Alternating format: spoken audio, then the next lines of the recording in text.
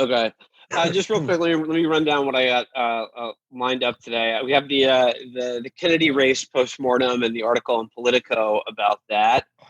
I have an absolutely satanic article from the New York Times about divinity consultants working with offices to make. I can't even describe it. I just have to read it to you. And then I have, if we have time or you're interested, I have an excerpt from Matt Iglesias' new book about how there needs to be 1 billion Americans. I haven't read this, but like maybe it would be interesting to just cold read it and see if we can all just try to figure out what the fuck. Yep. Other things I had were that thing Joyanne Reed said.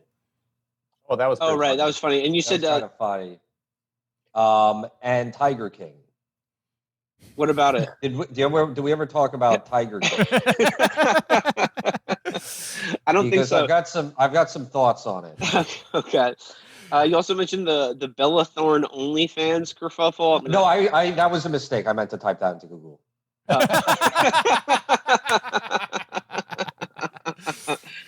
Well, I remember a while ago, Virgil, you were talking about how you wanted to start. Yeah, weren't you talking about doing an OnlyFans, Virgil? Yeah, but like everyone else got on it, and like the novelty value of that kind of wore off.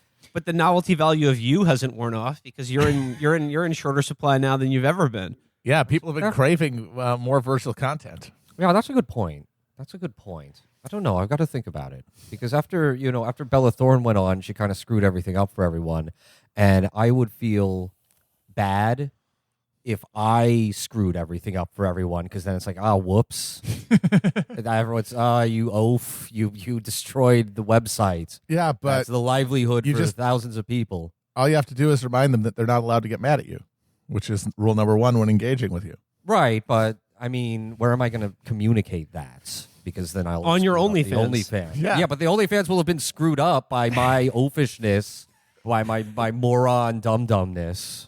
You can get like a vibey neon sign in the background of your OnlyFans that says "You are not allowed to get mad at me." Yeah. Oh yeah, like those neon signs by that artist. Yeah, exactly. Or even better, a series of balloons. Yes, I was going to say sort of back brick lot wall that says "You cannot get mad at me, Virgil, Texas." And then you're standing by it and kind of waving. What is that? I've been seeing that. I don't know what that is. It's some artist whose art is amazingly cloying sort of slogans and self-affirmations, but just sort of written in balloons. In Mylar balloons, yeah. So his medium is balloon. Yes, it's balloons. And it's like, don't forget to drink water, but in a balloon form, which is what everyone was waiting to see it in to really take That's not take it to fun. heart. That's what you want to communicate? Yeah. Yeah, well, think how much better it would be if the message was subscribe to Virgil, Texas OnlyFans. P.S. You cannot get mad at me. By agreeing, you were signing a contract that you cannot get mad at me. Well, how do I hire the balloon man? Is he available for parties? Is he listening to children's entertainers? That'd be amazing. It's like some kids. Hey, some mom who's on Twitter too much hires him for her kid's birthday party, and the kids are all excited that they're going to do balloon animals, but it's just he puts out on the fence. It just says "You are valid." It costs $80,000. Yeah. Well, also, will he work for a free OnlyFans subscription?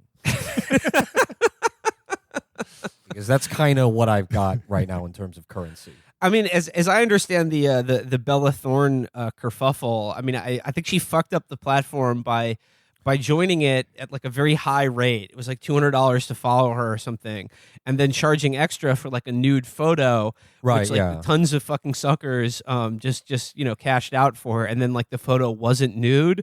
So what happened was there was just like they did all these a ton of people asked for a refund at the same time, and it crashed the website. So as long as you don't do that, Virgil, I think that's pretty bad. Yeah, I mean, I don't really know exactly how credit cards work. I mean, so there's some element of magic in there, I'm sure. But yeah, I'm going to guess if you're this, big e-commerce website, it's pretty bad if like thousands of people are making fucking chargebacks. Like you probably get penalized in some way. Yeah, it's sort of like I bet I imagine it's sort of like in It's a Wonderful Life, and like Steve OnlyFans is saying to all the angry horny guys, "Well, your money's not here. It's at Mia Khalifa's OnlyFans. Jenna Jameson to OnlyFans. Yeah, so OnlyFans had to do a change in their website where now you can't charge more than a certain amount. Maybe it's like 50, maybe it's like 100. No, when I say I'm going to give you nudes, that's a measure of trust. It's not just a subscription. It's a measure of our community. But I don't know. I can imagine, like, hey, if it's a website, I'm gonna ruin it. I'm just a klutz. That's the Virgil Texas promise. I won't. I will ruin it, but you're not allowed to get mad at me when it happens.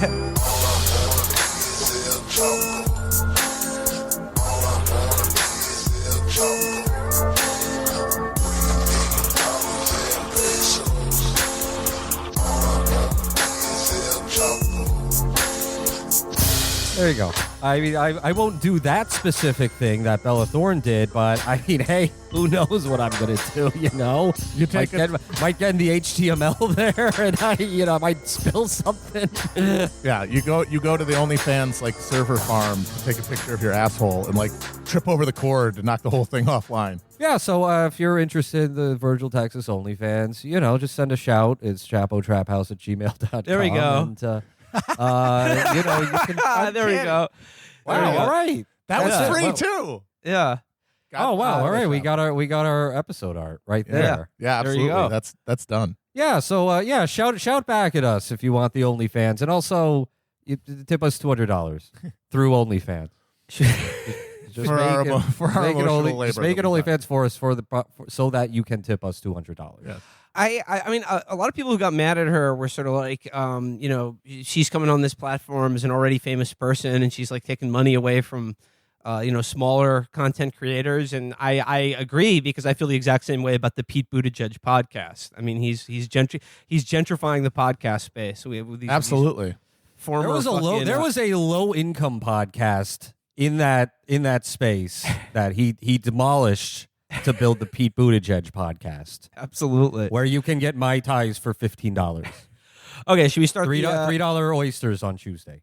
Oh, it occurred to me the kind of content you could have on your OnlyFans, Virgil. It would be similar to you sharing the idea that you shared during the Republican National Convention stream. You sort of showed up sort of as a surprise guest to share a sort of a rather. I've been thinking about this idea since you told me it, Virgil. And would you like to explain your Papa John's Domino's theory? Yeah, okay. So, here's my idea. Order Papa John's, then dispose of the Papa John's pizza. It's garbage. It's throw it in the trash. Not fit for the toilet. Human consumption. Don't even give it to like a homeless person. Just throw it out. Yeah, that'd be cruel. And then order a Domino's pizza, vastly superior, heroic meal right there. True. Absolutely true. No lie there. And dip the Domino's pizza in the garlic sauce from the Papa John's. Now, isn't that the most decadent thing? Isn't that a perfect just an act to emulate the steady dissolution of late capitalist empire? I compared it to eating an ortolan bunting. Ortolan bunting, where you have to cover your head with a napkin when you do it to hide your shame from God. And I would think throwing away a Papa John's pizza just to get the garlic sauce so that you can dip a Domino's pizza in it is an act equally as transgressive in its decadence and gluttony. Yeah.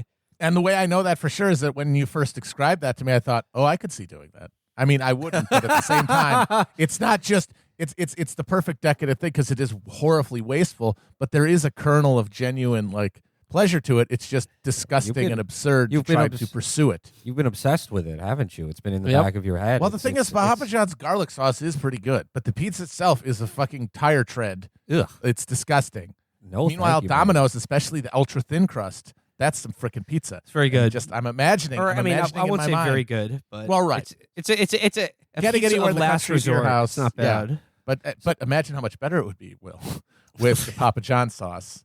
And then, yes, there would be an added disgusting pleasure to knowing that you threw away a perfectly quote-unquote good pizza to do it. There is a certain erotic frisson from it. Yes. Right. And Virgil, you could charge $200 for a video of you demonstrating the garlic sauce Domino's No, you can't charge the $200. That's how this whole crap started. Don't. No, we're doing it. Stop undervaluing yourself, Virgil. Stop undervaluing. You're underbidding. You're negotiating against yourself. This is how everyone's going to get mad at me. Well, okay. You know, I said this idea to someone, and they said, they fired Papa John, right? And I said, no, he's still their father. That's for life. He's still there. He still gives birth to all those pizzas like the alien queen. And in retrospect, I don't think he ever promised to stop being racist. He didn't. He just told people that they would pay for making him have any consequences for us. like a fucking supervillain. Yeah, some N-word Batman villain. He said, by the way, in that interview, he said a time of reckoning is coming. Yes, it was about 2 weeks before COVID destroyed this country. So, oh my God, he dropped it in the water supply. He put it in the garlic sauce supply. Father John. There's no apology, and he's still there. We can't keep letting him get away with it. Can't keep letting Virgil Texas get away with shit. That's deploy the cancelers. Please stop this man. Okay. Well, let's should we dip into the regular show? Let's dip into the news. I guess this all has been news. All of this has been news. Yeah. Well, rather the political news. I suppose everything is political, Virgil. So I'll stop you there. Personal is the political. Yeah, I'll stop you there before you interject. But let's begin with the Kennedy Markey post-mortem. Is it Kennedy eating shit? Does that? I found that Morse losing did not salve. I mean, like that tasted so nasty that Kennedy also losing. Sort of, I don't know. It sort of evened out. I mean, all it is like you're fending off a goblin attack, but it doesn't change the fact that you've got trolls in your house. The fact that there aren't any goblins coming, that doesn't help you with the troll problem. Like what's his name, Richie Neal, corrupt piece of shit that he is. But I would say that there's as always there's limited things to ever feel good about. Certainly when you're talking about electoral politics. And the Neil Morse race is certainly a disappointment, and there is you can go too overboard by just enjoying the Markey thing as Schadenfreude, because watching the first Kennedy ever to compete in Massachusetts in a competitive primary just go down it's especially after running the campaign he did, it's very satisfying. But the other thing to say that a lot of people have is, people got excited about this race. Mainly because Joe Kennedy was like doing a little Buttigieg thing, and it gave them this outsized appreciation for a guy in Ed Markey, who is at the end of the day a more liberal than centrist, but still bog standard Democrat. Yeah. And I would say that that's true, but also true is the fact that a lot of people campaigned for him, and he was able to succeed electorally because he embraced specifically shit like actually going through with the Green New Deal. And pushing forward, saying, "Hey, there's a social contract that the government has to hold up," instead of telling everyone that he's just going to hear their misery and tell them that they're valid with Mylar balloons, like Joe Kennedy. And that if you have enough of that, if that becomes a coherent enough electoral force, it doesn't matter what the past records of politicians might be or what they even think. Because they will actually be potentially disciplined by the voters. I'm not saying that will happen.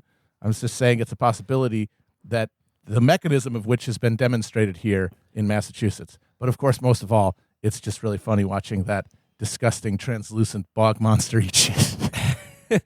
Well, why don't we dive into this Politico article? Because, this is being held up as the sort of definitive post-mortem of the campaign. It has all the juiciest quotes. So let's dive into here. This is in Politico. Why Joe Kennedy's Senate campaign flopped. And I'm just going to jump in the middle here. It says, Kennedy's failure to lay out a rationale for taking on Markey wasn't the sole cause of his defeat. Rather, it was symptomatic of a campaign that was too confident for too long. It didn't think the usual rules applied, or that the 74-year-old Markey had enough fight in him to fend off one of the Democratic Party's brightest young stars. Ugh. There was a really strong reason for running. I don't think they were ever able to articulate it. That's the problem, said Politico. How strong could it have been, dude? I mean, how dumb are you then? Yeah.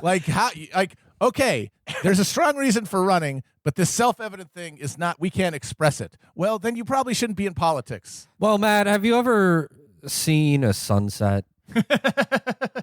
That's self-evident, but put that into words. It's true. Maybe they, instead of a campaign slogan, they should have had a campaign painting, or maybe like sort of Zen koan or something. Yes. It says here, koan. I've always felt that the best campaigns are the ones with the right candidate at the right moment. I actually thought Joe was the right candidate for this moment, and for whatever reason, they were never able to win that argument and frame the race that way. Oh, Thorpe, couldn't do it. Darn, raspberries. So their entire campaign strategy was, hey, this guy's a Kennedy. Yeah. Yep. Yeah. Hey, dumb fucks, this guy's a Kennedy. Yeah. And Can you read that? Do you see that? Can you read that K? Well, it's not just a Kennedy thing. It says here, Kennedy built his campaign on the promise that he would show up in Massachusetts as opposed to his opponent, who spent too much time in Washington. He's a fucking senator. I don't get this argument about like, oh, he didn't spend enough time in Massachusetts. Like, no, he's elected to the Senate. The Senate's in D.C. That's where the fucking good work gets done. But the thing is, it's not an argument, and because the fact that they went to that is evidence that they didn't have anything else, because that's the very bottom of the barrel. That's the lowest hanging fruit you can have. And in so doing, by the way, earlier, like in June, I think, he listed a bunch of towns that like Ed Markey hadn't gone to in a while, and 3 of them had been evacuated and flooded by a reservoir in the 20s. Well, on that, I've always found really interesting the political culture in Hawaii and Alaska, where they just elect senators for like the same guy for like 50 years. Yeah. And then they just put him on a plane to Washington and say, all right, we don't want to see you. Just bring back the money. Just send money home, like residual checks for like an overseas worker in Dubai or something. like an Irish immigrant in the 19th century. Yeah, just Ted Stevens, he picks up his Bindle stick and he walks to Washington. Sending letters home with fat checks in them. It says here, the scion of the state's iconic political dynasty would win by assembling a coalition of voters of color who didn't always vote, similar to how Rep. Ayanna Pressley upset a veteran Massachusetts incumbent 2 years earlier, former Congressman Michael Capuno. His candidacy was designed around the idea that a vote for Kennedy was an investment in his seemingly limitless political future, while Markey was already on his way out the door. What Kennedy didn't envision was the way Markey would reinvent himself as a darling of the progressive left over the course of the year, harnessing the energy of young voters and climate activists. Make this sick child's dream come true. Please, sir, my Kennedy, he's dying.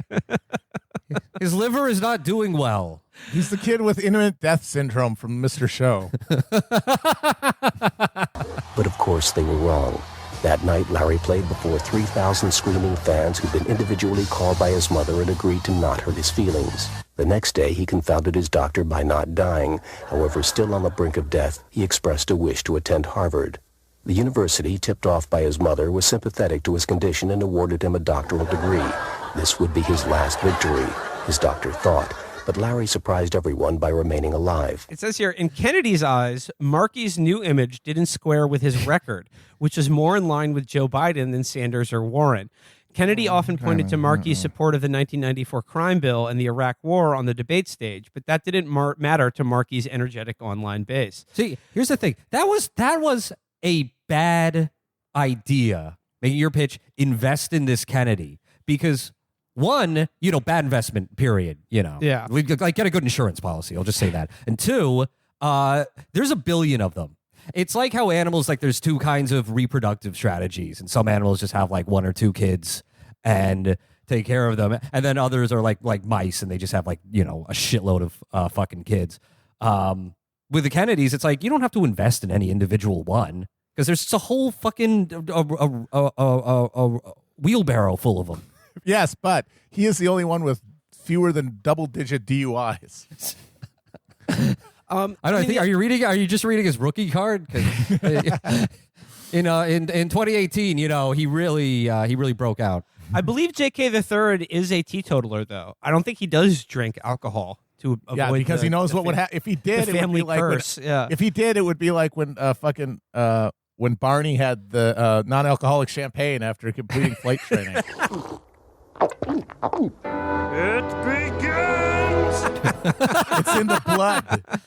It's in the blood, Lord. Well, then how does he get high? On just righteousness. Helping Americans. Helping Americans struggle. So helping he us says achieve the hopes of our dreams in a new dynamic paradigm that includes all Americans. He only has gone on the record by saying he doesn't drink, right? Only just about alcohol. What is his record on other drugs? Has he ever said, oh, by the way, I also don't I don't smoke PCP. Well, he's against weed legalization because then it would reduce the amount of probable cause a police officer could cite to do a search of a car that they pulled over for unrelated reasons. That's a good point, Matt. And it's funny. Like it was also a mistake for Kennedy to bring up Markey's bad votes in the past, and in a decent future, Markey would serve a jail term before taking his seat in the Senate for his vote for the Iraq War, obviously.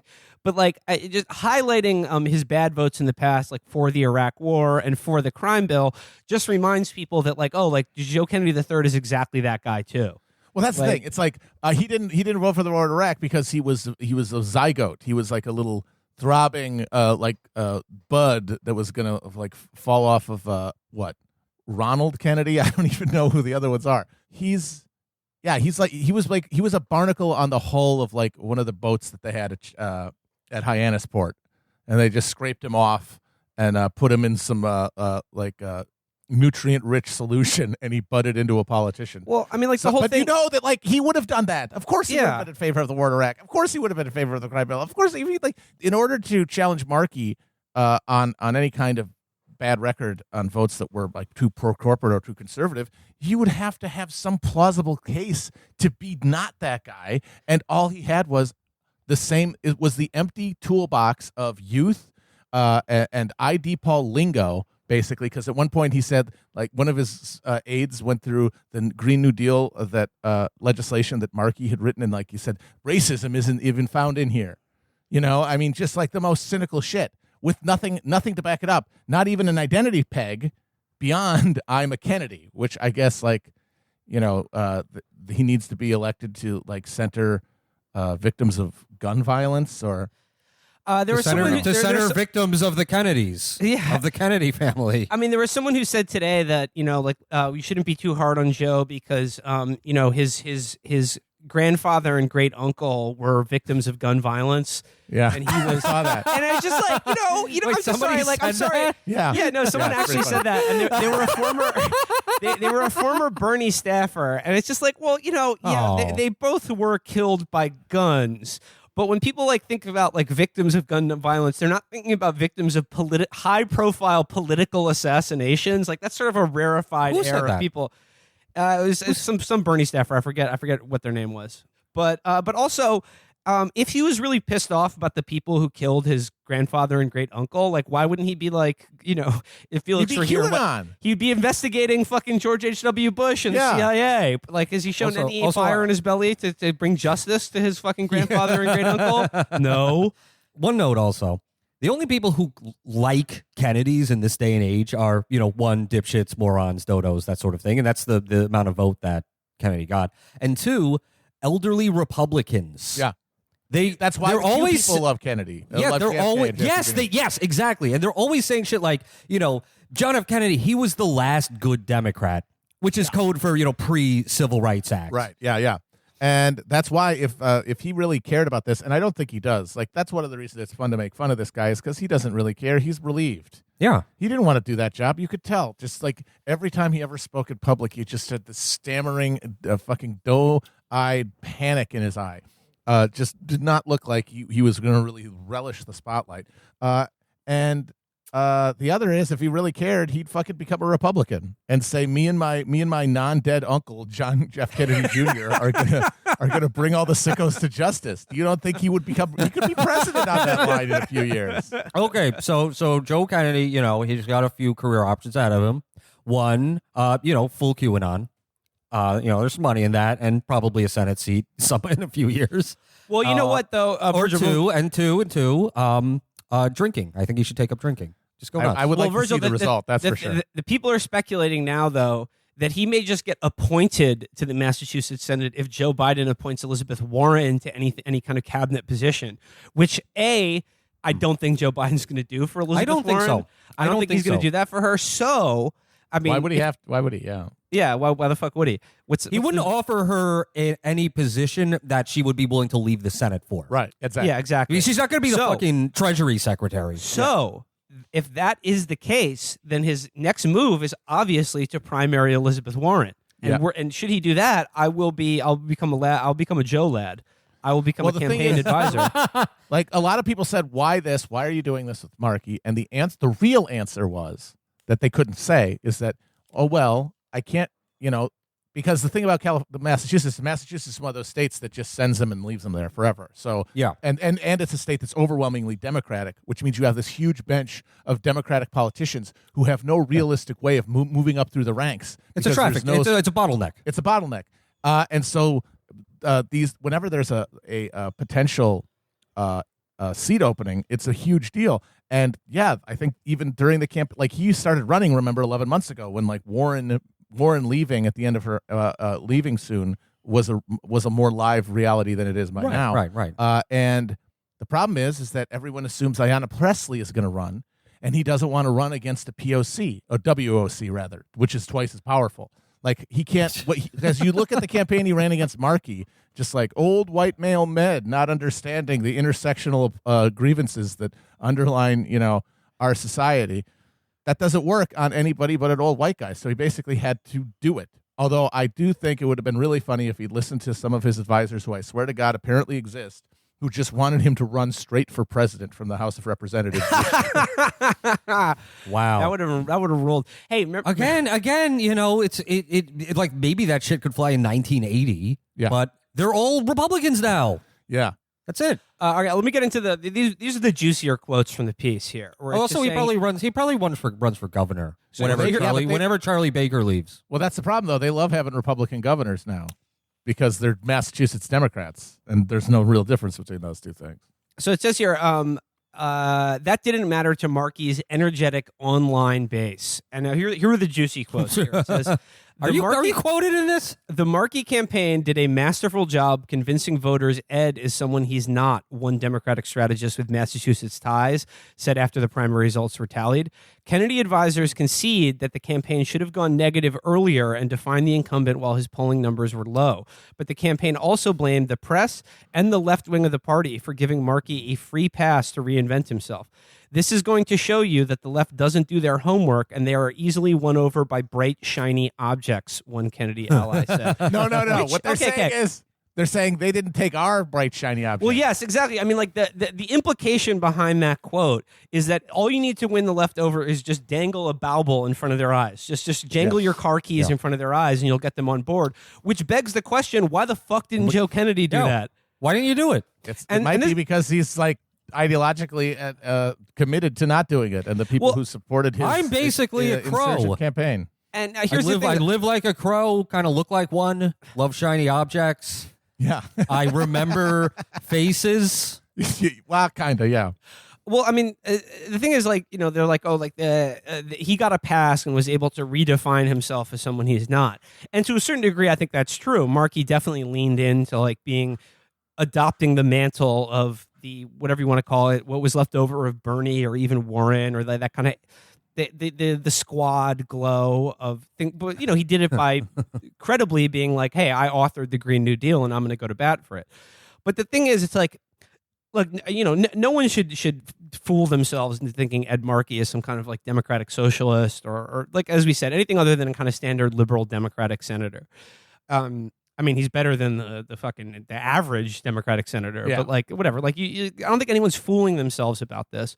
But the thing is, you can't have it both ways. I mean, like, look at all the people who endorse Kennedy. Isn't it clear, like, where they like who's on whose side here? And I'm not even going to say, like, Ed Markey is, like, on our side in a way that I would imagine, but, like, it's good enough to know that all of the worst shitheads imaginable were all on Joe Kennedy's side. And the other thing is, like, it didn't work, that we were able to stop it. That's good. And, like, it's just this weird, again, like, it's, as we said, caveat emptor qualifier, it's pointless to point out hypocrisy or things like that, but it's like a similar dynamic to like when Bernie was in the race, everyone said like, "Oh, this is a cult. He's a cult leader. Like no one will ever. They just do what the dear leader tells them to." And then when he dropped out and was like, "Hey, everybody support Biden," and like I don't know, 5 people on Twitter are like, "Yeah, I'm not going to vote for him." They're like, "Do what your leader says. Why aren't you following his orders? He says to vote for Biden." And like the other thing is like with this is like the left is just too pure for politics. There's no one good enough for them. They'll never compromise.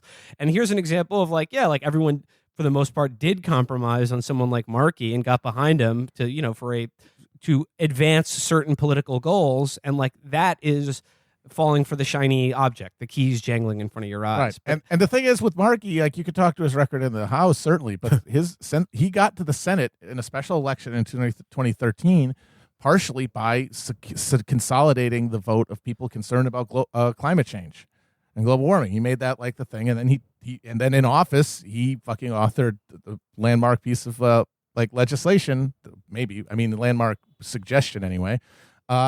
And now he goes run for re-election, and they're there for him. That's like the best case scenario for like left participation in the electoral process. And the reason it's so hard for people to conceive of it is because everybody talks about it at the level of the president. And the thing is that that's the place where it's least applicable because of how huge the president's constituencies are, how remote they are from their voters, how relatively small a chunk of the voting population like the self-conscious left represents at that level. And that's why Bernie had to be the guy, because he actually did have the record that could give him like credibility to someone you could actually see putting in the White House and then not having them immediately bow to the whim of Wall Street. That necessity goes down as you get farther from like real heights of power. It's not supposed to be about finding the perfect vessel. It's about creating enough credible electoral influence that they have to do what you say if they want to get your support, and your support means something. Which is why all the talk about Biden and how you have to vote for him just gives me a fucking headache, because there is no influencing anything at the level of a presidential election, especially this presidential election. And thinking of it in those terms is a waste of time. Whether or not to vote for Biden is an individual choice. You can do it or not, or you can wipe your ass with the ballot. It has no real moral weight, because no individual vote has any kind of moral weight. It's it's the snowflake in the avalanche. The individual snowflake lands on you with nothing, and that's the same thing with the morality of casting an individual presidential ballot. So do what you want to do, but talking about it all the time, it's just absolutely pointless, because there's no fulcrum of power there. It's all any claim that there is just a way to justify to yourself that you're not selling out by telling other people to vote. It's just like, and I have no problem with people doing that. Like, I'm not going to hector and browbeat people who said they were never going to vote for Biden when, like, when they feel like the gun is really to their head. They're like, I guess I'd rather have. It's your choice. I'd rather Biden be in charge of the president. But like, don't delude yourself that you are going to be the one that's going to you're going to be the marble that fucking is definitive in the giant bowl we're all pissing into. No, of course not. They're demanding what it is they're demanding that you submit in some fashion, that you publicly abase yourself and admit that, yes, I'd rather have Joe Biden than Trump. All right, sure. That's it. That's all this whole process is about. Yeah. Because obviously, if you actually were concerned with, getting votes for your candidate, you really wanted to, to go out there, and you thought like, okay, man, if we all get like 5 people, we could really make a difference. We can win this thing. You wouldn't be talking to people like me. You would be talking to fucking people who are sometimes voters and making sure that they go out and they vote for your candidate. You wouldn't be getting into fucking arguments on Twitter. In the fucking Bernie campaign, the fucking primaries, you didn't see like Bernie people going out and spending all of their time arguing with like the same 3 insane like Kamala Harris psychos and saying, but will you caucus for him? No, of course not. That's stupid. And the proof that this is about getting people to bend the knee, because, hey, isn't politics really just in practical application, it's power, but then in the personal investment, it becomes a psychodrama of power. It becomes a personal psychic recreation of power dynamics.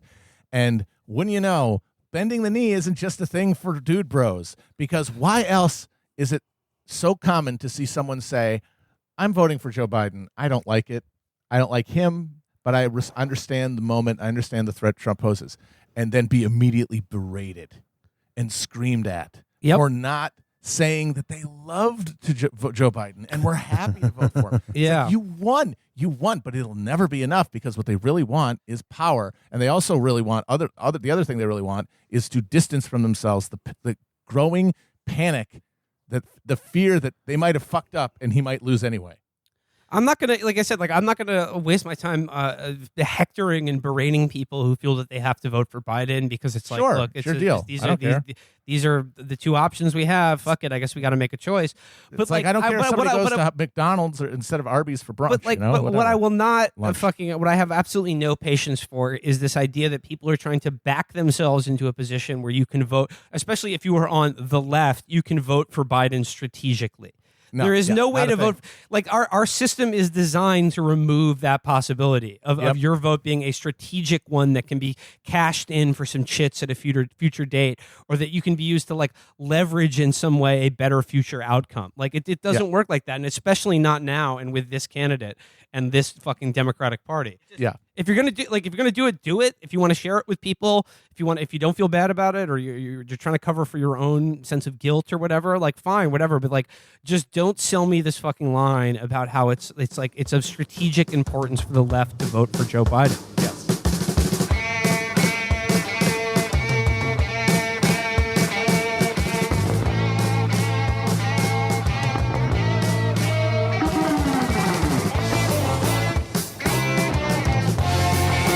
Okay, moving on here. Let's go in a different direction now. This is I want to return here. This is an excerpt from a new book that's coming out that I want to dive into with you guys. I have not read this yet. I've been aware of this book coming out for some time, and my number one question with it is, what the fuck is this about? And I'm hoping that, with Matt and Virgil on my side here, we can parse the meaning of this. Gabbo is coming. We can get to the bottom of this. I'm talking, of course, about our good. Let's put on our detective caps. It's our good friend Matt Yglesias, who has a new book out. He has a new book out called 1 Billion Americans, The Case for Thinking Bigger. And there is an excerpt of this in New York Magazine. We're not thinking big enough. We need one. Yeah. 1 billion? That's too many. What are you talking about? So is 1 billion not big enough? Should I be thinking bigger than a billion? 1 trillion Americans. I could barely conceive of a billion. I don't think it's actually possible for a human being to fully imagine a billion of something. Guys, I got to tell you, I don't think there are enough chicken tenders hypothetically possible on this planet to feed 1 billion Americans. So this is an excerpt of Maddie's new book, 1 Billion Americans, that was written in New York Magazine last week. And like I said, I have only glanced at this because when I started to start reading it, I felt like, a robot that had been put in some sort of logic loop. Sounds like he wrote this book after getting into a long late night Twitter feud with a third world Maoist, and now he's just like upping the ante on the other side, saying, "Oh, you want a dictatorship of the third world proletariat in the United States? Well, guess what? I think there should be 1 billion Americans, motherfucker." Fuck you. I mean, the thing is, like, the funny thing about Matt is that Matty is that he's worn a lot of hats. In the various books he's published, he's donned the garb of an expert in a number of different topics. And Matt, I think you're right that this book is sort of an attempt to synthesize all of those sort of like wonkish enthusiasms that he takes up as hobbies to Reddit. Like, he was a defense policy expert for a while, then he was a housing expert for a while. He started out as a business and fucking markets guy for Slate or whatever. So like this new book, it's like that old Daily Show joke where all the correspondents, when they would do a correspondence segment that was like a talking head segment, they would get like a fake expert title, and it was always different every time. Yeah, like senior cephalopod analysis or whatever. Yeah, right. By the way, Chris, when does this episode come out? Like every episode we ever do the same day that we record it. Like what time? I don't know, like 9. Okay, then this isn't relevant. Okay, all right. I don't know. Maybe Bill and Ted is on Sci-Fi right now, but that's not. This information isn't going to be useful to the listener. Virgil, say that shit for your OnlyFans, please. If you want to tell people on your OnlyFans what is on the TV that you're looking at the moment that you're typing it, then keep that shit there. All right. Okay. All right, fine. All right, we're talking about the case for adding 672 million more Americans by Matthew Yglesias. Like I said, I have not read this yet. I don't get it, and I'm hoping I need your guys' help here. What to make of this? What point is he like? What's going on here? So I'm just going to start reading here. The United States is not full. In fact, it is empty. Right now, the country has about 93 people per square mile. Many countries are far denser than this, and not just city-states like Singapore or small island nations like Malta. South Korea has 1,337 people per square mile, and Belgium has 976. If you tripled the population of the United States, adding new Americans only to the lower 48 and leaving Alaska and Hawaii intact and unchanged, the main part of America would be only about as dense as France and less than half as dense as Germany. A transformation on that scale is almost impossible to imagine, in large part because of the American political system has fallen into a state of torpor and dysfunction driven by, among other things, the absence of the shared sense of purpose that once bound the national experiment. But while contemporary politics is terrifying in certain ways, it has also opened up again the possibility of goals and projects and ideas. Probably the biggest opportunity in a generation for new ideas to take hold. So here is one big one: 1 billion Americans. And this gives us a new shared sense of purpose. Well, because he wants the Rocky Mountains to be as densely populated as Queens.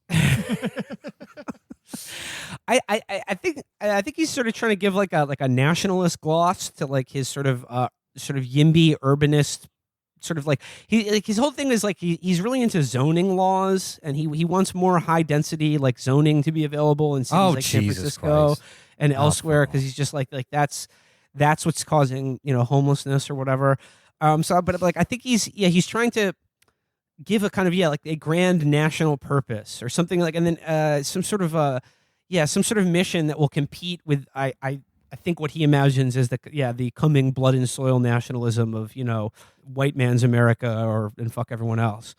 But let's see where else he goes with this. When America faced down Nazi Germany and the Soviet Union, we were the big dog. We had more people, more wealth, and more industrial capacity. But against China, we are the little dog.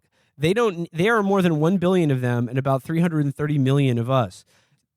Chinese people don't need to become as rich as Americans for China's overall economy to outweigh ours. If they manage to become about half as rich as we are on a per person basis, like the Bahamas or Spain, then their economy would be far larger than ours in the aggregate. The Earth would also be non-existent. It would be Venus. That's going to happen, right? If like you're assuming that we're just going to be competing with each other like along the current consumption matrix with China and India, that there's no planet. So I think this is his hook here for like, how do I get sort of like YIMBY zoning deregulation fascination? How do I give that into like a grand national context? And I think the answer is China has more people than America. Therefore, if every Chinese person fought every American person, they would win. If there were a big rumble between America and China, I mean, like once our A team gets taken out, they've got hundreds of millions more to go. That did happen in India earlier this year. That giant rumble in the mountains. Oh, right, between the Indian and the Chinese army, where they were all using rebar and shit on each other, and they were just tumbling off into the abyss. I like to see it. That's for sure. This is even more shame. Jesus, you're just imagining the India-China clash as like a fucking Jet Li movie. This is more shameless and frankly more dumb than the idea of a missile gap. We have a people gap with China. And that, it won't take the average Chinese person getting that much more wealthy to have their own domestic consumer market and then, recall all our debt and fucking sink this fucking country. So, I mean, that's in the long term, if conditions maintaining themselves. Yeah. Like right now, China needs us because we supply the market for their stuff. If they were able to create a fully sustained internal domestic consumer economy, we would not be as necessary, and our position to them vis-a-vis, global geopolitics would be way reduced. But that ignores two things. One, our military, and two, that the Earth would be a fucking cinder if that happened. Talking about this shit like this and just assuming away the reality of the fucking scarcity that we're and the environmental feedback loop that we're in right now. It just shows these guys are because it seems so huge and because the solutions are not small bore. We can't fucking zone our way out of the climate crisis. They just cling to, I'm going to get something that's equally bold and conversation starting, but just assumes away the fundamental political and ecological constraint we're currently challenged with. It goes here. Conservatives argue that the country can't take more immigrants, that it should effectively close its borders or at the very least restrict immigration to a trickle. Progressives tend to disagree, even while being inclined to say that the particular towns and cities they live in should be preserved as is, opposing any further real estate development as pernicious disruption. Meanwhile, America's birth rate has slipped to a historic low, and nobody in the political mainstream seems to think we can or should do anything about it. But a 3-to-1 advantage in population is really hard to overcome. Thankfully, tripling the size of the nation is something that is in our power to achieve. It would just require more immigrants and more programs to support people who want to have additional children. Of course, if we had a lot more people, we'd need to adjust a number of other things to make sure they had jobs and places to live. Sure. Might want to get on that. Okay. Housing shortages are common in many parts of the country, but the tools to surmount them are easily available. And here's the switch. Okay. And like immigration would cost taxpayers nothing. Providing adequate leave for America's families by offering not just paid leave, but financial assistance, preschool and aftercare services, reasonable summer programming, and affordable college for all qualified students. We should do that. That would cost money, but stuff. it would greatly benefit America's children and make it much easier for middle-class people to have the number of kids they say they want. Well, why don't we just do those things and just not try to triple our population while we're doing it? I mean, it just seems to me like he's advocating for it should be easier for people to form families and we should have a less restrictive immigration policy. What's this shit about how we need 672 million more people? Because the argument for these other things is that we should not have an economy that is entirely dominated by fucking profit and by exploitation, and that it deforms and demeans human life to the extent that people literally don't want to continue, and they don't feel that they can continue the cycle of human reproduction because they don't have the social infrastructure to allow it to thrive. And the answers to those answers aren't answers Iglesias wants, so he needs to give it some sort of gloss that is as titanic as the question of challenging capitalism, but is not as endangering of the fundamentals that he cherishes. So it's got to be turned into a nationalist contest that we can win. Well, here's another problem that I see with this. Maybe he addresses this later in the article. I don't know, but he begins by comparing in terms of people per square mile, we're not there's almost no one in America. Whereas look at Belgium and Spain or whatever. I mean, America is a vastly larger country in terms of space, but he's right. Most people aren't living in most of the places in this country, and that is a problem that seems to be accelerating because all of the jobs that are fucking livable are in the cities. You have to leave. Small towns are dying because people are leaving them to go to more populated areas. So it just seems to me would these 672 new billion or this new billion Americans would their population be evenly spread out over the Great Plains and big sky states like Montana or Idaho, or would New York, LA, and Chicago just become mega city one? Because that doesn't seem very livable or sustainable to me. If there was if New York City had an additional 100 million people living in it. Also, by the way, turning our agricultural breadbasket into housing also has its own potential downsides to, producing food for humans to eat. I think we should have people move to where the agriculture is happening. That can't go wrong. We should empty the cities. I mean, if he really wants to go Pol Pot here, I would at least find that interesting, and I would find it more worthy of engagement with than whatever this shit is. The next sentence is this is the perfect Matt Iglesias sentence here. These challenges may seem complicated, but really they are not. Oh, cool. Oh, cool. The solution to America's new urban housing crisis is to build more houses so more people can move. Oh my God, cities. this guy he's like one of those fucking junkies at the Port Authority, but for upzoning. The solution, this is his cock and bull story that he tells you about why he needs the money. Is like, oh, I need like 650 million more Americans. So like, no, he's saying, but then he goes and he spends it on upzoning. No, but he's saying like that these problems could be solved by just making it so we can build more housing in in-demand cities. But like, this gets to exactly the point I'm talking about. Like, this new massive population is not going to be evenly spread over the American continent so that people can live, with a certain modicum of, I don't know, privacy or open space or whatever. No, what he's saying is that, like, look, our population per square mile, if you average it overall, wouldn't have to come up that much to make this possible.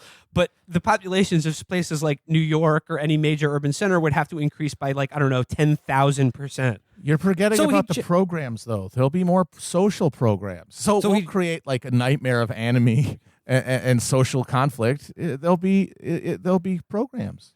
Well, it says here, the solution to the illegal immigration crisis is to let more people come legally. Americans of virtually all stripes may look like a threat to some xenophobic Americans, but they make native-born Americans richer and fuel the kind of innovation that can help the country grow. But America's vast rural hinterland and many of its aging northeastern and midwestern cities need an influx of people to prevent their current priceless assets, i.e. their real estate, from wasting away over the next generation. And America's families need help from a more robust welfare state in order to be able to have and raise children with a secure middle-class lifestyle. For a long time, our politics has treated these patterns as part of a puzzle that don't quite fit together. More immigration is good, but the cities immigrants tend to move to already don't have enough housing. More housing is good, but that might only exacerbate rural depopulation. And if sane, humane child and family policy gives us more people, sane, humane immigration policy also gives us more people. If declining areas need more people, but expensive areas also need more housing, then the solution to the puzzle is that we should just do it all. Okay? And yeah, I mean, and the people, the citizens who are here are going to do that and say yes to that because they're not going to see this huge influx of immigrants as a threat to them as economic competitors, because we're going to be doing all this other stuff about, what was that, Matt? About, I don't know, making, what exactly does Matt say about making it easier for people to already live in this fucking country without spending every minute of their life on a fucking hamster wheel? That they're not going to see this millions of immigrants as just more people who might take bread out of their mouths? This zero-sum nightmare that we live in? Is he going to do anything about that? I just searched the article for the word union, and it only appears in the phrase Soviet Union and European Union. Okay. All right. I got it. So it says here, admittedly, it sounds a little loopy. But while some left-wing intellectuals might suggest that the end of American hegemony would be desirable, I've never heard an elected official from either party articulate that view. And America should aspire to be the greatest nation on earth. In part, that's because our main rival is not something cuddly like a hypothetical version of the European Union or a non-hierarchical world, but the People's Republic of China. Nothing cuddlier than the place that's just drowning thousands of people in the Mediterranean on a daily basis at this point. A country that is aggressively using its commercial clout to try to silence critics abroad, conducting egregious human rights abuses against its Uyghur minority, and cracking down on freedoms in Hong Kong. What the fuck is being the greatest country in the world mean?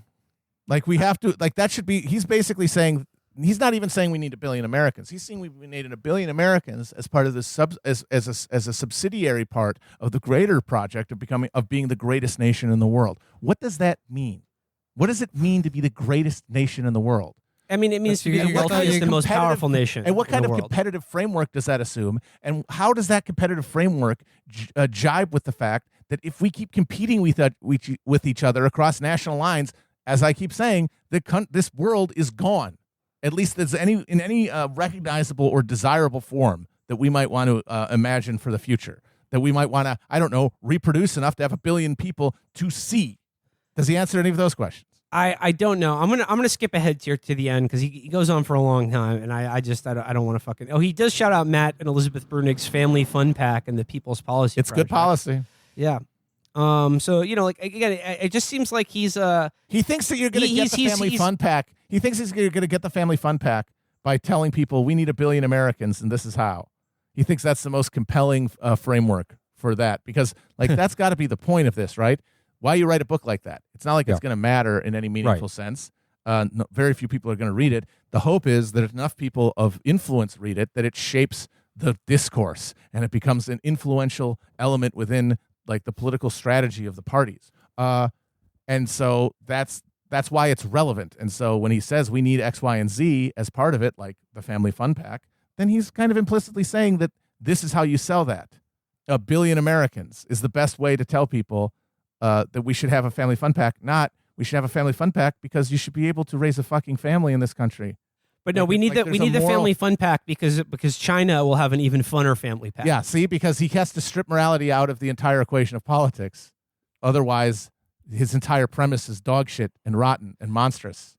And so it has to be reframed as a utilitarian international relations chess move instead of like the minimum requirement to consider yourself being a fucking society. And also what's going unsaid here in this sort of like we need to compete with the 1 billion red Chinese or whatever is that like he's saying that like, oh, we can do that and not suffer any sort of drop in our own quality of life that we've come to expect. Like he's like, oh, no, like all that we consider our birthright as Americans will essentially remain untouched. And in fact, it's going to get better if there's 672 million people extra in this country. You will live in a Fuddruckers. You won't even have to go to one.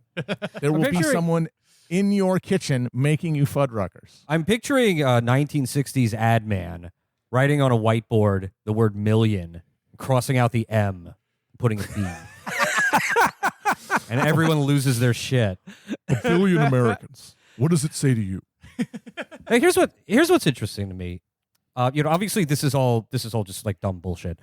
But Matt's writing this out of his YIMBY compulsion. Like this is all his the culmination of his master scheme to upzone neighborhoods, which I don't get. Because I get being a NIMBY, right? It's like I don't want to live next door to the garbage factory. Right. Yeah. No shit. Nobody wants to do that. Okay. And I get, having like a socialist minded housing policy, having mass public housing that's decent and livable because one, you probably want to live there yourself, and two, like this is a moral, rational thing to do, to have a collective solution to the problem of homelessness. The YIMBY shit is straight up just, I think my neighborhood should have more tall buildings. Like you walk around, like does Matt walk around fucking Foggy Bottom or where the fuck he lives? And I think it's DuPont Circle. DuPont. Him, that's a guess. Yeah, DuPont Circle. He seems like that type. Does he walk around and when he sees one of these like hideous fucking, 8-story, gentrifying buildings, like does he just like get a hard on? Well, no, I think Matty would walk around and he thinks they should be way more than 8 stories because DC does have that idiotic zoning rule that no building can be taller than the Washington Monument, which is largely why it is a hideous, awful city. I think Virgil, you bang on you have identified here a crucial difference between the liberal and the socialist critique of capitalism. The socialist critique of capitalism is that it is anti-human, is that it is a moral obscenity because it makes us act immorally. Like, I mean, obviously you can say that that's not very idealist. That's not materialistic. I'm talking about the way we express it through politics. The way we express it in our conception of the good is in moral terms. It has to be. You can argue about where those moral terms come from, but it has to be a moral objection. That's the only thing that makes sense. The liberal objection to capitalism is that it's not efficient. And for Matty and for YIMBY types, the problem of homelessness is not a moral obscenity. It is a annoying inefficiency created by outmoded systems of not capitalism, but of like culturally reproduced capitalism that need to be changed and they get to imagine themselves as progressive because those efficiencies that they imagine include things like, hey, maybe there shouldn't be giant encampments of homeless people everywhere because now those people can efficiently contribute to the marketplace instead of having their potential labor power just wasted like that because of our inefficient distribution of housing resources. I agree that it begins with an interest in efficiency, but I think YIMBYism becomes pathology over time. Oh, absolutely. And maybe that comes from just like arguing with people on the internet and being That's exactly where it comes from. Because if you have to keep reasserting it, you have to keep creating more baroque and delusional justifications for your own belief system, even though it's just the thin reed of self-interest. Like, I would like more pho places in my neighborhood, please. It becomes this titanic representation of of not only your own virtue but human virtue, because you spend all that time arguing with people every other point along it and having to defend it and create mental architecture to defend your idea so that you don't ever confront the basis for it. I'm saying it also adjusts their sense of pleasure, that they genuinely do feel a certain jouissance when they see some fucking, developer's ugly fucking overpriced building. Yeah, they get a charge out of it because they've charged it. They've charged it by that, like it's a ritual incantation, and it has charged their yimdiness with that jouissance, with that erotic frisson, because it's part of their political war. And war is a force, folks. But Virgil. I imagine YIMBY people, when they see like sort of aerial shots of the island of Manhattan, being like, "This is good, but that giant green thing in the middle of the island, could we have more housing there? Could we just all that land is being not being put to its best use? Can we just fill it all in with buildings? Wouldn't that make everyone's quality of life better? Let's have in just the middle of a fucking Nebraska cornfield that matchstick building." Just plop it in there like you're playing Sim City with all the fucking you did the cheat to unlock every fucking building. The arcologies. Actually, we should honestly, what my actual solution to these future crises and population issues, baby. Building arcologies. That's my actual well, that would be cool. I mean, that is actually the culmination of a socialist housing project is something like that. Archons for arcologies. And that would be entertaining. I do have another point here. It's Matt thinks that this is effective nationalist pandering. That's cute. It really is funny. This is really funny. Like after watching after watching the fucking RNC, the fucking full Starship Troopers reality that we live in, you're like, yeah, this is gonna get the MAGA hat, the fucking patriot rubes on my side. It's called triangulation. You're exactly right. And he thinks that this is. This is the way that Democrats and liberals are going to get on board and have a nationalist message that works for them, which just comes down to be like, hey, what if we had as many players as China has? What if we could field a basketball team that was 1 billion strong? Yeah, it's not the full motivation of the fucking nationalists is not just pure primal libidinal hatred. They're going to be swayed by your bar charts, Matt. Yeah, because that's what gets him off, though.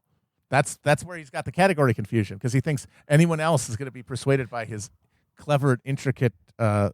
But he thinks he's being clever here. He realizes not everybody gets off on the bar charts and thinks, but a different bar chart must get must arouse the other.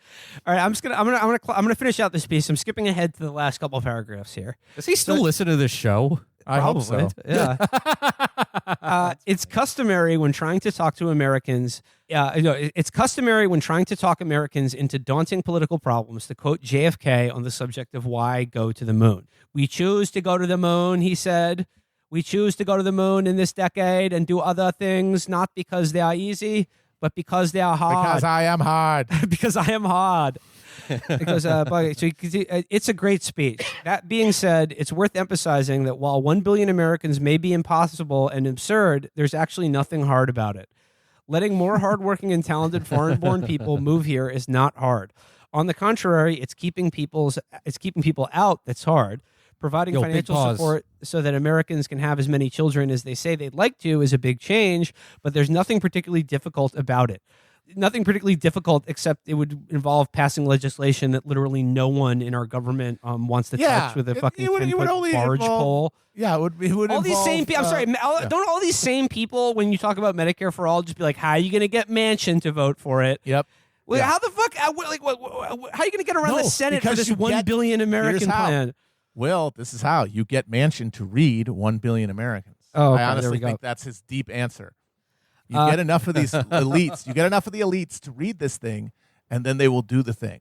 This becomes the new pedophile symbol that QAnon sees everywhere. Is all these senators walking around with a copy of this book? Yeah. What could 1 billion Americans mean? Why would they want 1 billion Americans? Oh my God! They're gonna eat them. It's like at McDonald's, what billions served. That's going to be us. To serve 1 billion Americans. To serve 1 billion Americans. But that's because Matthew. At every international airport when you get off a plane, it's just you see a picture of the president, a picture of the head of Homeland Security, and then it just says America. 1 billion people. But I think the reason that he thinks that is a viable path forward is because he has this vision as a wonk, as a guy who has spent a time in Washington, of the long history of influential books and articles that have shaped American policy over the years. Yeah, like the Moynihan Report. Exactly. And what he doesn't get there, or at least his public presentation of this case requires him to not get this, is that those things are not changing people's minds. What those intellectual essayists are doing is giving politicians a political and intellectual justification for shit they were going to do anyway. And anything in his little fucking wish list that goes against capital is not going to be done, regardless of how many of these people read his fucking book. But if there's something in there that they can do that'll maybe like buy off a constituency for a while or convince people that they're actually accomplishing something, while really they're still fucking strip mining everything to the bone and making the like flourishing that would be required to have 1 billion people in this country even viable, that's not happening. So his entire model is flawed at its foundation. Wasn't that literally a line from a Vonnegut story, from the one where everyone lives in this like tiny apartment, that the 1 billionth American has been born?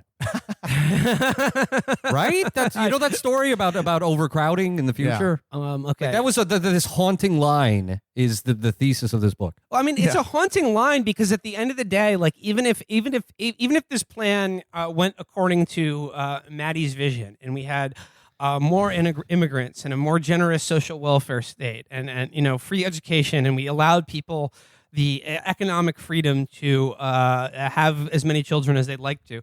At the end of the day, they're just going to turn into Americans. So I don't see this as a net benefit for either this country or the world at this point. We would have to as Americans have social values beyond consumption. And the thing is, that's not impossible, but that would actually require changing our relationship to each other and to fucking work and to production and to capital and to everything else at a fundamental level that it could not be solved by a national project that ignores all of the root fucking causes of the social alienation that turns us into a herd of self-seeking, id-driven water buffaloes which could not fit on 1 billion on any planet, any fucking planet, let alone continent. Here's a really good line. Here's a really good line. Sorry, I just got to get to this one. Letting builders make whatever kind of housing their customers want to buy is easy.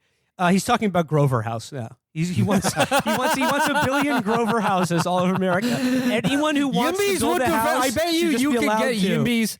You could get Yimbys to defend Grover House.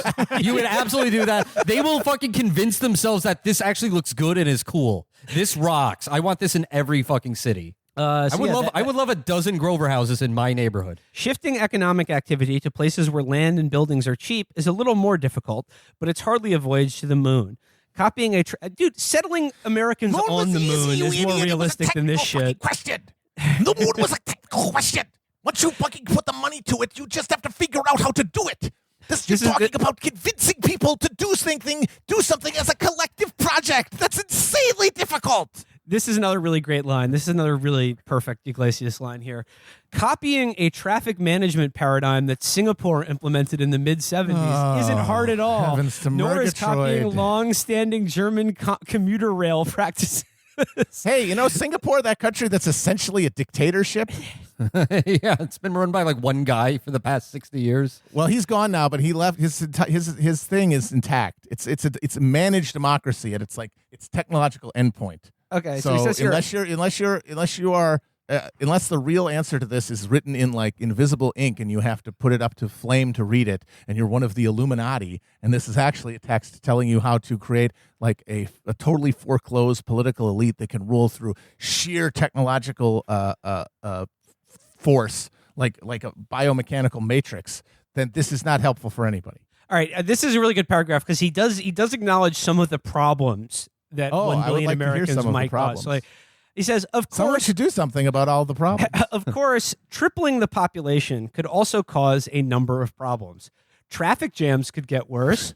That's his first problem.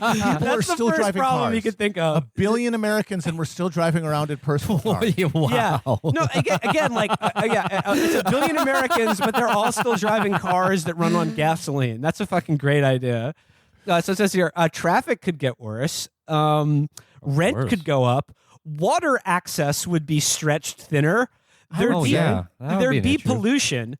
These are, unfortunately, real concerns. And the exact details of how best to structure family support programs, how best to pay for them, exactly which additional immigrants to let in, and how to... Wait a second. Which additional immigrants? He's still talking about which additional immigrants? I thought he just said let them everyone in. Or you want 1 billion people or not?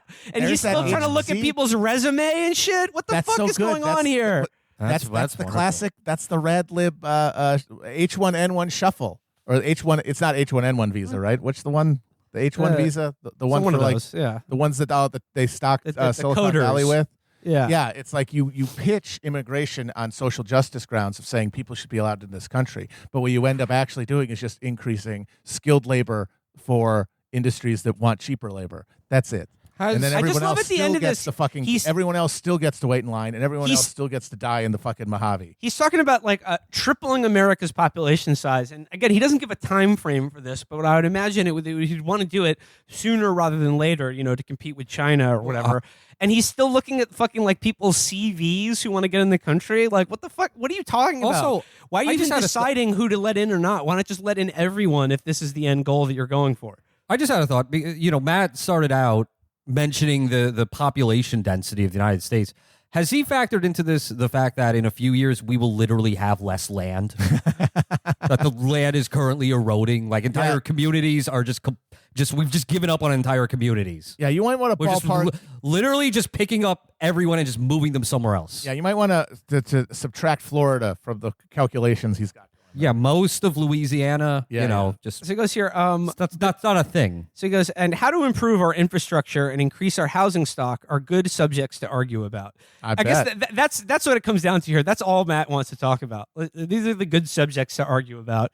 But think about how much healthier our politics would be if there were really a debate about how to accomplish great things rather than a food fight over semi-imagined defenses to real Americans that serve as a mask for an endless procession of tax cuts for the rich. Why not make America greater than ever instead? Okay, it's like he just says like, okay, yeah, there'd be problems like water for everyone to drink, but he doesn't mention like what are the solutions to them. He just goes back to talking about tinkering with zoning laws. And he goes, yeah, why not make America greater than ever instead? Again, this is the liberal thing. This is they're always fantasizing about the day in which they can compete on the same fucking playing field as the right wing does with all of their fucking flag waving jingoist horseshit. Another great president, FDR, upzoned the Tennessee Valley. So he goes here, whatever liberals' misgivings about this national project, America should aspire to be the greatest nation on earth. Once again, meaningless. Yeah. That's what Americans already think, and rightly so. Because not rightly so. What the fuck are you talking about? Even if you were we're all roughly the same age as Matt Iglesias. Even just going on our lifetimes alone, what would fucking indicate to you that it's right? Forget the moral judgment aside about whether it's good or not to think that you live in the greatest nation on earth and it should always be that way. What on evidence could you muster to make that case that America, as it's existed over the last 40 or 50 years, is fucking the greatest nation on earth, or has done things that would fucking warrant that title? Yeah, on Iglesias' own fucking terms. That's what I'm wondering. We're not doing great. We're doing pretty bad. We couldn't get people to wear masks to prevent the spread of a fucking deadly infection. We couldn't get people to say, "Hey, maybe I wouldn't like my grandmother to die." We couldn't get that to happen. And it's not, I'm not blaming those people, because that's the end point. That ridiculousness is the end result of a whole series of social pathologies, which in my opinion add up to America not being the greatest anything except maybe threat to the fucking future of the human race. Yeah, that's it. That's what they mean. I think that answers your question, Matt. What does it mean to be the greatest nation on earth? It means to be the single greatest threat to peace, security, and the future of everyone else on the planet. Because that means you're in charge. It means you're at the top of the totem pole, and you get to order everybody else around. That's what greatest has to mean. I mean, if you're getting it beyond just pure ethereal bullshit, it has to mean that, and that implies a future that doesn't allow for any kind of population war with China or anybody else ending with anything other than total systemic ecological destabilization. And the country that whatever social forms emerge from that are not going to give a shit about Matt Iglesias' fucking restaurant. They're going to plug him into a goddamn Skinner box to keep him rowing an oar. I'm just finishing out here. This is finishing out this excerpt. It says, rather than being paralyzed by racial panic, eco-pessimism, or paranoia about the loss of parking spaces, we should try to think this stuff through calmly and systematically, choosing to emulate our forefathers and mothers who managed to welcome millions of newcomers and ride ox carts across the Rocky Mountains to build the greatest nation in human history. Rather than throw up our hands at every moderately difficult logistical problem and whine that the country is full. I just love that he's talking about tripling the population of America as a moderately difficult logistical problem. Yeah, well, there's just hundreds and hundreds of cascading subsidiary problems, all of which are fixed right now in a pathological condition because of the relationship to capitalism that is in a steady collapse of sustainability itself, just on its own terms in terms of its profit rate return. That's going to be okay. That's no problem. We'll do it. And it all starts with Ben Sass reading this book. That's the first domino in that domino meme. First bat is Ben Sass picks up 1 billion Americans, and then the last one is the billionth American orders his first round of Fundido dip at the fucking Fuddruckers that is on the moon.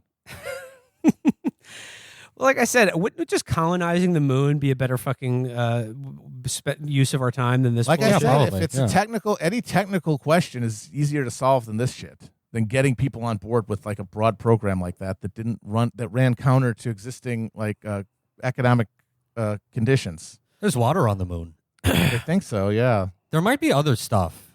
I don't know. I've never appraised the moon. Is there freaking cancel culture on the moon?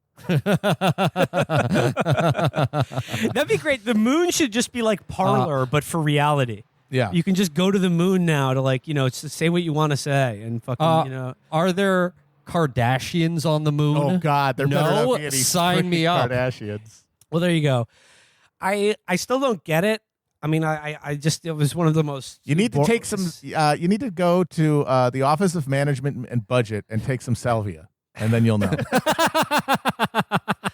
But there you go. That is the case for 1 billion Americans, and I think the underlying point is it's not that hard. Come on, why not? Let's do it. Yeah, let's do it, guys. 1 billion Americans. Let's see. Let's go. Let's get it trending. It's the scene from hashtag 1 billion Americans. The scene from Ferris Bueller where he goes to the museum and he's looking at the Surratt, but it's Matt Iglesias at the Congressional Budget Office. There you go, folks. 1 billion Americans. I mean, just how about 1 billion Chapo fans? That's what that's the world. That's a goal. That's the world I'm trying to now build. We're talking. Yeah. There we go. So that does it for this week. Me, Will Menaker, signing off. Once again, thank you to Virgil, Texas, and Matthew Chrisman. 3 of my favorite of the 5 billion people on the planet. Back at you, buddy. And thank you. And Chris Wade, of course, too. Additional favorite. Of course, person. Always Chris Wade. Ending on a sweet note. I think Americans should be, we should feel safer to build the kind of podcast that we all say we want but can't have because of economic precarity. We need 1 billion Americans. Drake does not like 1 billion Chapo fans. Drake likes guys. 1 billion gray wolves. Let's upzone Chapo. Yes. What do you say? Okay, guys. Till next time. Bye-bye. Bye. Bye.